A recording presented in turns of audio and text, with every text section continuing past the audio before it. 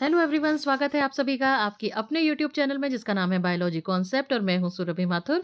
और बच्चों, आज फिर एक बार आपके सामने हाजिर हूं टेरिडोफाइट्स के ही कुछ इंपॉर्टेंट क्वेश्चंस को लेकर। इससे पहले मैंने आपको 10 क्वेश्चंस का एक वीडियो दिया था। आज के क्वेश्चंस भी बहुत इंपॉर्टेंट है, इनको भी आप जरूर से करिएगा। तो आइए शुरू करते हैं क्वेश्चंस का सिलसिला। सबसे पहला क्वेश्चन है बच्चों, a modified protostele with central pith is known as. तो बच्चों, प्रोटो स्टील अगर उसमें पिथ अगर आ जाती है तो तब हम उसको कह देते हैं साइफोनो स्टील। तो option A is the right answer. तो हमें ऑप्शन ए पर टिक करना होगा, ए ऑप्शन। क्वेश्चन नंबर 2 है, mosses and ferns produce multi cellular embryo with in. मतलब मॉसेस और फर्न में मल्टी सेलुलर एम्ब्रियो होता है, वो कहाँ पर बनता है। अब देखो यहाँ पर मैंने इमेज लगा रखी है, इसमें आप ये देख रहे हैं, ये क्या है बच्चों, आर्किगोनियम है। आर्किगोनियम का ये वाला जो पोर्शन है ये तो क्या है, नेक है। और ये जो स्वाला वाला पोर्शन है ये क्या है, ये वेंटर है। अब वेंटर में एग प्रेजेंट है। तो बच्चों, एग जब यहाँ प्रेजेंट है तो एंथ्रेजोइड क्या होता है, स्विम करता हुआ आता है और इस एग से फ्यूज हो जाता है। तो एम्ब्रियो का फॉर्मेशन कहाँ होगा, जब एग और एंथ्रेजोइड का फ्यूजन वेंटर वाले पार्ट में हो रहा है, आर्किगोनियम में हो रहा है, तो एम्ब्रियो भी कहाँ बनेगा, आर्किगोनियम में। तो यहाँ पर हमारा सही जवाब क्या हो जाएगा, option D is the right answer. Question number 3 पर मूव करते हैं। A cavity formed by disintegration of protoxylem tracheids in Equisetum is. बच्चों, इसका सही जवाब होगा carinal canal. Option D is the right answer. यहाँ पे वेलिकुलर कैनाल मत टिक करिएगा। क्यों, क्योंकि वेलिकुलर कैनाल बनती है, होती है इनर कॉर्टेक्स में।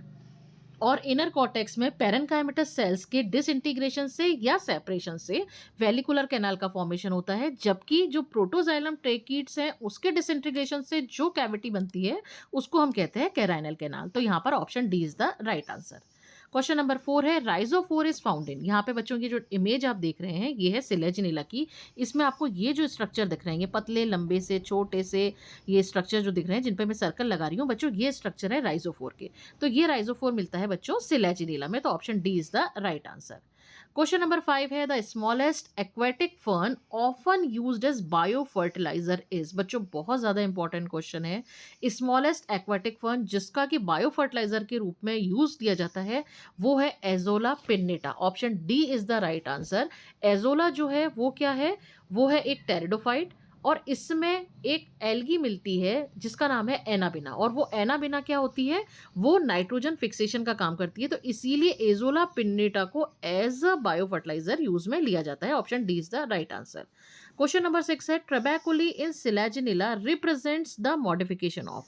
बच्चों, ये इमेज जो है वो सिलेजिनिला के स्टेम की टीएस है। इसमें जो एंडोडर्मिस होती है उसका मॉडिफिकेशन है ये ट्रेबैकुली। तो यहाँ पे option C is the right answer. फिर हम मूव करते हैं क्वेश्चन नंबर 7 पर, Lycopodium is commonly called as. बच्चों, लाइकोपोडियम को हम कहते हैं क्लब मॉस। तो option B is the right answer होगा। फिर है question number 8, in which of the following pteridophyte elaters are present. ये जो डायग्राम आप देख रहे हैं बच्चों, यहाँ पे एक स्पोर बना हुआ है और ये रेड कलर के स्ट्रक्चर्स जो हैं वो क्या है, इलेटर्स। और ये स्पोर किसका है, ये स्पोर है इक्विसिटम का।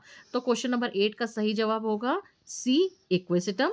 इक्विसिटम में प्रेजेंट होते हैं इलेटर्स। और इलेटर्स होते क्या है बच्चों, इलेटर्स होते हैं हाइग्रोस्कोपिक इन नेचर होते हैं, जो किसी भी ब्रायोफाइट्स में अगर हम इसकी बात करते हैं तो ब्रायोफाइट्स में ये डिस्पर्सल में हेल्प करते हैं। और यहाँ पर भी ये क्या करते हैं, स्पोर्स के डिस्पर्सल्स में हेल्प करते हैं।